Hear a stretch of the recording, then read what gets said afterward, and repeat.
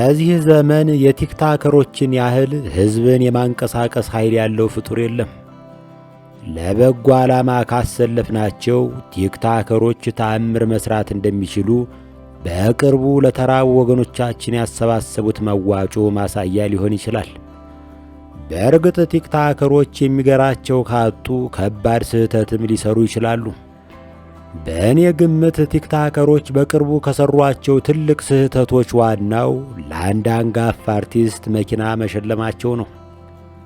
እግዜር ያሳያችሁ፣ መላእክት ያመልክቷችሁ። ተሸላሚው አርቲስት በግምት የ70 ዓመት ዕድሜ ባለጸጋ ይሆናሉ። 70 ዓመት መኖር የቻሉት በእግራቸው ከቤት ወደ መስሪያ ቤት ሲቆሰቁሱ ስለኖሩ ነው። ዕድሜ ለቲክታከሮች። ከዚህ በኋላ ይህንን ወርቃማ ዕድል አያገኙትም። ከዚህ በኋላ መኪና በተባለ የብረት ቀፎ ውስጥ ታሽገው ስለሚውሉ ሆዳቸው ዋዥማ እንደነፋው በሬ ይነረታል። እግራቸው ለሪህ ብቻ ሳይሆን ለዝሆኔ ሊጋለጥ ይችላል። በደም ልገሳ የማይተነፍስ ደም ብዛት ሊጠናወታቸው ይችላል ብሎ መገመትም ሟርተኝነት ሊሆን አይችልም ከቶም። ይህ ብቻ አይደለም። የትራፊክ ቅጣት መቆሚያ መቀመጫና መተኛ ያሳጣቸዋል። ሸላሚዎች ከመኪናው ጋር የዓመት ቅጣት በጀት ሊመድቡላቸው የተገባ ነበር፣ ግን አልሆነም። ለአንድ ፊልም የተከፈላቸውን ክፍያ ለትራፊክ አስረክበውት እንደማይገቡ እርግጠኛ ልንሆን አንችልም። ቅጣት በተደጋገመባቸው ቁጥር በደማቅ ነስር የታጀበ ብስጭት አናታቸው ላይ እየወጣ ለደም ግፊት ሊዳርጋቸው ይችላል። ነገሩ በዚህ አያበቃም። ከሌሎች ባለመኪኖች ጋር በሚደረገው ሽቅድድምና ግፊያ ምክንያት የሚሰነዘርባቸውን ስድብ ለመቋቋም ምን ያህል የሥነ ልቦና ዝግጅት አድርገዋል እጠይቃለሁ። የሆነ ጊዜ ላይ አንዱ መኪና ውስጥ ሆኖ ሌላውን ባለመኪና እናትህን ልክዳልህ ብሎ ሰደበው። የምናወራው ስለ ክህደት አይደለም። ያኛውም የዋዛ አይደለም። እንኳን እናቴን ልትከዳ ሚስትህን ራሱ እኔ እያገዝኩ አይደል እንዴ የሚል አሰቃቂ ምላሽ ሰጠው። ይህንን ስሰማ እግረኛ ሆኜ ተፈጥሬ እግረኛ ሆኜ እንድሞት የመረጠኝን አምላክ አመሰግንሁ። የኪነ ጥበብ ሰው መኪና መቃብሩ ነው። በታክሲና በአውቶቡስ ስትሄድ ስለ ሰዎች ታውቃለህ። ሚኒባስ ማለት ሚኒ ኢትዮጵያ ማለት ነው። ለመተወንም ሆነ ለመድረስ የሰዎችን ሁኔታና ባህሪ ማስተዋል ያስፈልጋል። መኪና ተሸለምህ ማለት ከሕዝብ ጋር ተቆራረጥህ ማለት ነው። ለማንኛውም እኔ እንደ ወንድም እንደ ተሸለመ ኢትዮጵያዊ እኒህን ተሸላሚ የምመክራቸው አንድ ነገር ቢኖር ይህ ነው። መኪናውን ሸጠው አሪፍ የስፖርት ጫማ ይሸምቱ። ልጅ እያለን አንድ በሰፈራችን የታወቀ ጊዜ የተባለ ተወዛዋዥ ነበር። የሆነ ጊዜ ላይ የ120 ፕሮግራም አዘጋጆች ደብረ ማርቆስ መጥተው ስለ ክልላችን የኪነ ጥበብ እንቅስቃሴ የሚዘግብ ፕሮግራም ሰሩ። በዚያ ፕሮግራም ውስጥ ጊዜ ለ5 ሰከንድ አካባቢ ወዝ ወዝ ሲል ይታያል። ብልጭ ብሎ ይጠፋል ብንለው ይሻላል። ይህችም ዝና ሆና ጊዜ ሊጠቀምባት ፈለገ። በማግስቱ የከተማችን አንደኛ ቆንጆ ከገበያ ስትመለስ አስቁሞ ሊጀነጅናት ሞከረ። ፊትም ጀርባም ነሳችው። አላወቅሽኝም?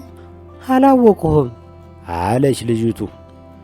ጊዜ ቀብረር እያለ እንዲህ አለ፣ በሰፈራችሁ ቴሌቪዥን የለም መሰል። ለመጀመሪያ ጊዜ ቴሌቪዥን የገዛሁበትን ሁኔታ አልረሳም። አልበላም፣ አልጠጣም፣ አልለብስም ብዬ የሸመትሁት ባለ 21 ኢንች ቲቪ ከአዲስ አበባ ወደ ማርቆስ ሲጫን እንዳይሰበር እንደ እንቁላል በጭድ በተሞላ ካርቶን ውስጥ ተመስጎ ነበር። የከተማው ሕዝብ አሳዩን እያለ እንዳያስቸግረን ሰግተን እንደ ተጠለፈች የገጠር ሙሽራ በጠፍ ጨረቃ ይዘነው ገባን። ወንድሞቼና እህቶቼ ቲቪው ላይ በታላቅ ተመስጦ ተጣዱበት። ፓርላማ ይቀራቸው፣ ዜና ይመክታቸው፣ ሜትሮሎጂ ያልፋቸው። አብሬያቸው ስመለከት አመሸሁና እንቅልፍ ክምብል አረገኝ። እኩለ ሌሊት ላይ የቲቪ ፕሮግራሙ አልቆ እስክሪኑ በሚልበት ሰዓት ሞስ የተባለው የመጨረሻው ታናሽ ወንድሜ ትከሻዬን አርገፍግፎ ቀሰቀሰኝ። ምን ፈለክ ስለው ቴሌቪዥኑ ተሰናክሏል፣ ተነስ ተጠግንልን። አሁን እያንዳንዱ ሰው መዳፉ ላይ ስክሪን አለ። የቱን አይተን የቱን እንደምንተወው ግራ ገብቶናል። የድሮ ሰው ጥሞና ነበረው። ቪክቶር ሂጎ የተባለ ደራሲ አንድ ስዕል ለማጣጣም አንድ ቀን ፈጅቶበታል ይባላል። አሁን ሁሉም ሰው በየቤቱ የሚታይ ነገር ያመርታል። ማን ታይቶ ማን ይቀራል? እስከ ቅርብ ጊዜ ድረስ የሳንቲም ተመጽዋች ነበር ያለው። አሁን የትኩረት ተመጽዋችም ተፈጥሯል። በፈጠራችሁ ይህንን ቪዲዮ እንዳታሳልፉት ብሎ አንጀት በሚበላ ድምፅ የሚማጸን ማየት ተለመደ። መኖር ዓይንን ለማስገበር የሚደረግ ግብግብ ሆኗል። መስሪያው በየአይነቱ ይወለወላል። እንግዳ አለባበስ፣ ወጣ ያለ መፈክር፣ ብዙ ጥቅም ላይ ያልዋለ ጠገራ ስድብ ታጥቀው የሚሰለፉ አሉ። በተቃራኒ የሥነ ምግባር ወኪል፣ የትውልድ ተቆርቋሪ፣ የባህል በረኛ ሆነው የሚጫወቱም አይጠፉም። ለጊዜው ከሁለቱም ወገን ያልሆነው ተርታችን እስኪደርስ ያየን የለም እንጂ ያላየነው የለም በሚለው የጠቢው ወያላ ጥቅስ ተጽናንተን ከፈንድሻው ቃም ቃም እያረግን ግብ ግቡን በተመስጦ እንከታተላለን። ዛሬ በስሱ እንድሰብካችሁ ፍቀዱልኝ። ከአውሮፓ ከተሞች ባንዱ እግር ከጣለህ የሆነ ነገር ታያለህ። መንገድ ላይ ስትሄድ የደላቸው የጠገቡ እርግቦች ያጋጥሙሃል። አጠገባቸው መድረስህን አውቀው መንገድ አይለቁልህም። ከመጤፍ ሳይቆጥሩህ ለቀማቸውን ወይም ጨዋታቸውን ይቀጥላሉ። እንዳትረግጣቸው እርምጃህን ቆጥበህ ለመራመድ ትገደዳለህ። ቅድስቲቱ ምድር ላይ ነህ። አንዲት ወፍ ከከረጢት ያመለጠ እህል እየለቀመች ነው። ድንገት በአቅራቢያው ዳናህን ከሰማች ብድግ ብላ ወደ እንጦጦ ብሔራዊ ፓርክ ታፈገፍጋለች። በወፎች ዓይን ስንታይ ጭራቆች ነን፣ ግን ያለ ምክንያት ነው። አንድ ባለቤት አልባ ውሻ ባጠገቡ ካለፍህ ሽምቅቅ ብሎ ገለል ይላል። ይመግቡኛል ብሎ ሳይሆን ይደበድቡኛል ብሎ እንደሚያስብ ግልጥ ነው። በከተማችን የዕለት ዱላውን ሳይቀበል የሚውል ውሻ የለም። ድሮ ሰዎች የጎዳና ውሻ የሚደበድቡት ሊጣችንን ደፋብን፣ ከቅርጫው መደብ ላይ አንድ ጎድን መነተፈብን በሚል ሰበብ ነበር። አሁን ያለ ሰበብ ውሻና ድመት የሚነርት ነዋሪ ጥቂት አይደለም። ለመዝናናት ወይም የቆረፈደ ክንዱን ለማፍታታት ውሻ የሚደበድባለ። ረሃቡን በእንቅልፍ ለማሳለፍ የተኛውን ውሻ ከመንገድ አፈንግጦ በወጣ ኮብል ድንጋይ የሚወግር አይጠፋም። በቀደም አንዱ ከሱቅ በር ላይ ተጎልቶ የሚቅም ጎረምሳ በአንድ ምስኪን ውሻ ላይ ድንጋይ ወረወረበት። ውሻው ከድንጋዩ ለማምለጥ ደመነፍሱን አስፋልት ለማቋረጥ ሲሞክር ከላይ የመጣ ታክሲ በጎማው እግሩ እንዳጠው። ውሻው እያነከሰ ያለቀሰው ለቅሶ። ከአዲስ አበባ እምብርት እየራቀን ስንሄድ ዕቃ የሚያጓጉዙ ጋሪዎችን እናገኛለን። አንድ የጠወለገ ፈረስ ትልልቅ ጎማ ያለው ጋሪ ለመጎተት የሞት የሽረቱን ሲፍጨረጨር ታያለሽ። በጋሪው መዓት የሲሚንቶ ከረጢት ተከምሯል። ከሲሚንቶው በተረፈው ቦታ ቡልኬት ተገጥግጦበታል። በዚያ ላይ ጋሪ ነጂው እንደ ፈርዖን ተኮፍሶ ፈረሱን በጅራፍ ይጠብሰዋል። በእንስሳት መገልገል አንድ ነገር ነው። በእንስሳት አለ ምክንያት መጨከን ሌላ ነገር ነው። የከተማው አስተዳዳሪ የጋማ ፈረሶችን ያላግባብ የሚጭኑ በግልጋሎታቸው ሳይሆን በስቃያቸው የሚደሰቱ ሰዎችን መቅጣት አለበት። ለመኖር እንስሳትን መግደል አለብን። ይህ የሕይወት አንድ አሳዛኝ ግን አይቀሬ ገጽታ ነው።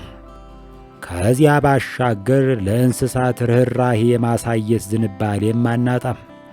የኢትዮጵያ ባህል በአንድ ገጹ ለእንስሳት መራራትን ያስተምራል። ድንግል ማርያም የተጠማ ውሻ እንዳጠጣች ሲነገረን አድገናል። የአገራችን የባላባት ወግ ስለ ዝሆን ገዳዮች ጀብድ በአድናቆት የሚተርከውን ያህል ስለ ቆቅ ማሪ አቦዬም ይተርካል። እኒህ አቦዬ የዳግማዊ ምኒልክ አያት የንጉሥ ሳህለ ሥላሴ አማች ነበሩ። በአንድ ወቅት አንድ ባላገር ቆቅ አጥምዶ እጅ መንሻ አመጣላቸው። ለባላገሩ የሚገባውን ከሰጡት በኋላ ወደ ምኝታ ቤታቸው መስኮት ተራመዱ። ማጀት ውስጥ ገረዶቻቸው ቢላዋ እየሳሉ ነው። አቦዬ ቆቂቱን መስኮት ላይ አስቀመጡና ደህና ሰንብቺ አሏት። ወደ መጣችበት በረረች። የአገሩ ሰው ከዚያን ጊዜ ጀምሮ አቦዬን ቆቅ ማሪ አቦዬ ብሎ ባድናቆት ይጠራቸው ጀመር። አለ ምክንያት በእንስሳት ላይ የመጨከንን ልማድ አስወግደን የመንፈስ ስልጣኔ ያለን ሕዝቦች መሆናችንን እናሳይ። ዓለማየሁ ገላጋይ ዋልያ ቡክስ ባዘጋጀው በስብሐት ገብረ እግዚአብሔር ሕይወትና ሥራ ላይ ባተኮረ መድረክ ላይ ተገኝቶ ስለ ስብሐት አስገራሚ ምስክርነት ሲሰጥ በዋልያ ቻናል ላይ ተመለከቱ። በአሌክስ ምስክርነት ውስጥ ስብሐትና የኖረበትን ዘመን የማይወክሉ ሐሳቦችን ስላገኘሁበት ይህችን ለማካፈል ወደድሁ። ዓለማየሁ ስብሐት በደርግ የመጀመሪያዎቹ ዘመነ መንግሥት ላይ ደበበ እሸቱ ያሳትመው በነበረው ቁም ነገር መጽሔት አንድ መጣጥፍ ጽፎ ደረሰበት ያለውን ነገር እንዲህ አቀርበዋል። ስብሐት ቁም ነገር መጽሔት ላይ የመጀመሪያው አብዮተኛ ሰይጣን ነው የሚል ጽሑፍ ጻፈ። በኋላ ደበበ እሸቱ ስብሐት ጽፎ እንዴት እምቢ ልበለው ብሎ አወጣለት። ያ ጽሑፍ ደርግ አካባቢ መነጋገሪያ ሆነ። ተጠሩ። ቤተ መንግሥት የደርግ አባሎች ተደርድረዋል። ገቡ። ያኛው ወይኔ ልጆቼ ሲል ስብሐት ምንም አልመሰለው፣ አልፈራም። ለምንድነው አብዮተኛ ሰይጣን ነው ያላችሁ ሲባሉ አብዮተኛ ሰይጣን ነው አላለም። ለመጀመሪያ ጊዜ በእግዚአብሔር ላይ ያመፀ ሰይጣን በመሆኑ ራሱ ማርከስ ሌኒንም ጭምር በጻፉት በምናምን እያለ አነሳባቸው። አያውቁም እነሱ አይደል? አፈጠጡ። በቃ እንደሱ ከሆነ ሁለተኛ እንደሱ እንዳትሉ በሉ ይሄዱ አሏቸው። ከዛ ከወጡ በኋላ ስብሐት መለስ ብሎ እንዳልኋችሁም ላይሆን ይችላል አለ። ኑኑ ተባሉና 15 ቀን ይሆን 20 ቀን ታስረው ተለቀቁ። ዓለማየሁ ከደበበ አገኘሁት ብሎ ይህንን ድንቃ ድንቅ ገጠመኝ ከአንድም ሁለቴ በተለያየ መድረክ ሲያወጋው ሰምቻለሁ። ምን ያህል እውነት ነው? እስቲ እንመርምረው። ስብሐት በ1968 የአብዮት አያቶች የሚል መጣጥፍ ጽፎ ቁም ነገር መጽሔት ላይ ታትሞለታል። በዚያ መጣጥፍ ውስጥ እንደምንሰማው ከሰማየ ሰማያት ከሊቃነ መላእክት ሁሉ በላይ የሆነው ሳጥናኤል የመጀመሪያው አብዮታዊ ነው የሚል አረፍተ ነገር ይገኛል። ትንሽ ዝርዝር ቢመስልም በሳጥናኤልና በሰይጣን መካከል ልዩነት መኖሩን እዚህ ላይ መገንዘብ ያስፈልጋል። ሳጥናኤል የሊቃነ መላእክት ስም ሲሆን ሰይጣን ወይም ዲያብሎስ ደግሞ ከውድቀቱ በኋላ የሚጠራበት ስም ነው። ስብሐትና ደበበ በዚህ ጽሑፍ ምክንያት ቤተ መንግሥት ድረስ ተጠርተው መጠየቃቸውን ለመጀመሪያ ጊዜ ከአሌክስ መስማቴ ነው። በቤተ መንግሥቱ ቆይታቸው ወቅት ስብሐት ለደርጎቹ የሳጥናኤልን አብዮተኝነት ለማስረዳት ማርክስና ኤንግልስን ጠቀሰ የተባለውም አስገራሚ ነው። ሲጀመር ስብሃት በተጠቀሰው መጣጥፍ መግቢያ ላይ ይህ ጽሑፍ ማርክሲስት አይደለም፣ ቃላቱን በማርክሲስት አስተሳሰብ እንዳይተረጉሙ አንባቢውን አደራ እንላለን የሚል ማሳሰቢያ አስፍሮ ነበር። ይህንን ያለ ሰውዬ እንዴት ነው ሐሳቡን ተቀባይ ለማድረግ ማርክስንና ሌኒንን ጠቀሰ የሚባለው?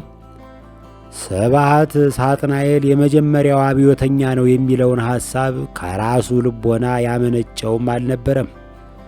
እንደኔ ግምት ሐሳቡ የእንግሊዛዊው ባለቅኔ የዮሐንስ ሚልተን ነው። ዓለማየሁ ደርጎች አላዋቂ እንደሆኑ ያስባል። እንዲያውም የደርጎችን አላዋቂነት የተረጋገጠ ሐቅ ወይም ሰልፍ ኢቪደንት አድርጎ በማመን ደርጎች አያውቁም አይደል የሚል ቃል ሲጠቀም ይደመጣል። በእሱ አስተያየት ደርጎች ስለማያውቁ ማርክስና ሌኒንን ባልዋሉበት ሲጠቅሱ ከማፍጠጥ በቀር ማስተባበያ ወይም መቃወሚያ ሐሳብ ማቅረብ አልቻሉም። እውነታው ግን ከዚህ ይለያል። ደርጎች ከነብዙ ድክመታቸው ለማርክስ፣ ኤንግልስ፣ ሌኒን ርዕዮተ ዓለም ዕውቀት ባዕድ አልነበሩም። በዘመኑ እነ ሻለቃ ዳዊት ወልደ ጊዮርጊስ በጋዜጣ ላይ ይጽፉት የነበረውን ያነበበ ይህንን መረዳት አያቅተውም። ደርጎች ከዚያም ባሻገር በርዕዮተ ዓለም ጥራት ዙሪያ የሚያግዟቸው በይፋ ደርግ ያልሆኑ ምሁራንን ማሰለፍ ችለው ነበር። ከምሁራኑ መካከል ጥቂት የማይባሉት ማርክስንና የአጋሮቹን መጻሕፍት ከገጽ እስከ ገጽ ያነቡ ነበር። እነዚህ ሰዎች ያልተጻፈ በሚጠቅስ ደራሲ ይሸወዳሉ ብሎ ማሰብ ዘበት ነው። ስብሃት ሙግቱን በብልጠት ካለፈው በኋላ ወደ አሰናበቱት ደርጎች ተመልሶ እንዳልኋችሁ ላይሆን ይችላል ብሎ ተናገረ የተባለው መቼም አጃይብ ነው። ደርጎች በዚህ ምክንያት ጠርተው ስብሃትንና ደበበን አሰሯቸው የሚለውም በይፋ ከሚታወቀው የስብሃት ታሪክ ጋር የሚገጥም አይመስልም። ስብሃት በቁም ነገር መጽሔት ተቀጣሪ በነበረበት ጊዜ በተከታታይ ያትመው በነበረው በአጋፋሪ እንደሻው ተረት ላይ የሳንሱር ገደብ ተጥሎበት ያውቃል። ነገር ግን እስር አልደረሰበትም። ለዚህ ደግሞ ምስክሩ ራሱ ባለቤቱ ነው። ስብሃት ባጸደ ሥጋ በነበረበት ወቅት እግዜር አትታሰር ሲለኝ ለደቤ ለቅቄ መውጣት እንደምፈልግ ነገርሁት። ሂድ አለኝ፣ ወጣሁ በማለት ቁም ነገር መጽሔት በነበረበት ጊዜ አለመታሰሩን ለዘነበ ወላ ነግሮታል። ማስታወሻ ገጽ 219። ደርግን የሚያህል መንግሥት በቤተ መንግሥት ውስጥ ያለምንም ፍርሃት የሚሳፈጠው ስብሃት በዓለማየሁ ምናብ ውስጥ ብቻ ያለ ይመስለኛል። በተጨባጩ ዓለም ውስጥ መሬት ላይ ያለው ስብሃት ከደርግ ጋር የነበረው ግንኙነት እንዴት ያለ ነበር? በሌላ ጊዜ እንመለስበታለን። ከጥቂት ዓመታት በፊት ዱባይ ላይ በተደረገ የዓለም አቀፍ የሥነ ጽሑፍ ፌስቲቫል ላይ አንድ ግጥም አነበቡ። የዱባዩ ልዑል በግጥሜ እጅግ ስለተደመሙ አልሩሚ የተባለ መርከብ ብድግ አድርገው ሸለሙኝ። ችግሩ መርከቡ ከዱባይ ተነስቶ ቀበና እንዴት ይደርሳል የሚለው ነበር። ሲጀመር የባህር በር ስለሌለን በባህር መስኮት በኩል እንደምንም እንዲገባ ተደረገ።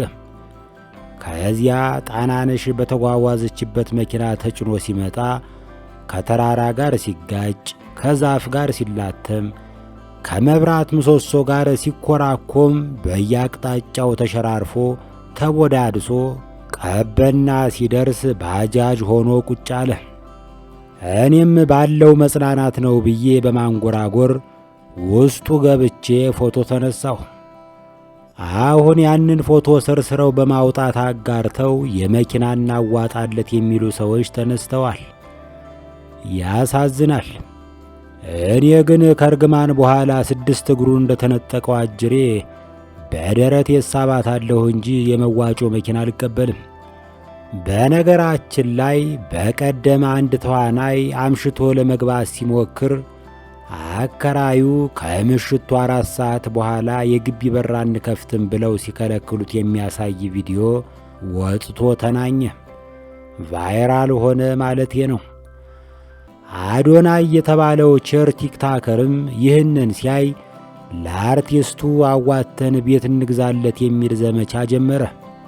ይህንን የሰማው አብሮ አደግ ጓደኛው ምን አለ? ግድ የለም ገንዘቡን ለእኔ ከሰጣችሁኝ እኔ መክሬ በጊዜ እንዲገባ አድርገዋለሁ።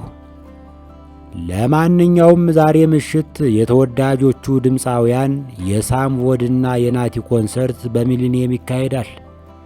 የ90 ሙዚቃ አፍቃሪዎች ተገኝታችሁ እንድትቀውጡ ተጋብዛችኋል። ሳምቮድን የምትወዱ ወይዛዝርት ዕድላችሁን የምትሞክሩበት ቀን ዛሬ ነው። ከሳምቮድ ትንሽ ጠና ያለ የምትፈልጉ ካላችሁ እኔም በቦታው እገኛለሁ።